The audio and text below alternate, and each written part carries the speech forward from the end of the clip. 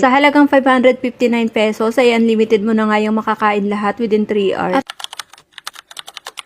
Pagkatapos nga po palang naglaro nitong dalawang bata, dito lang kami kumain sa may Sumuniko. At dito nga lang din yan sa loob ng SM City Tanza. Nagtanong nga din muna kami kung may available na ba. Dahil napakarami nga din pila sa harapan, mukhang waiting din sila. Pero inassist nga din kami agad at sinukat na nga yung height nitong dalawang bata. Below 4 feet nga pala si Zane, habang si Kuya Axel naman ay above 4 feet. Konti nga lang din naman daw yung sumobra, kaya same price na lang din sila. O diba ang bait? 280 pesos nga pala kapag below 4 feet. Kalahati nga ng price ng pang-adult na 559. May umalis na pala sa isang table kaya nakapasok na kami agad. Unlimited Japanese barbecue restaurant nga po pala ito at ito yung kanilang menu. Yung crab stick nga agad yung nakita ko. No leftover po pala dito at bawal din mag-take out. Kaya kung order ka nga, yun sigurado lang na mauubos nyo. Pwede namang umorder ng pakunti-kunti at ganun nga yung ginawa namin. Baka nga kasi problema pa kami kung saan nga namin isisiksik yung tira. Hindi ka na nga din hihingi ng form para sa order mo. Dahil per table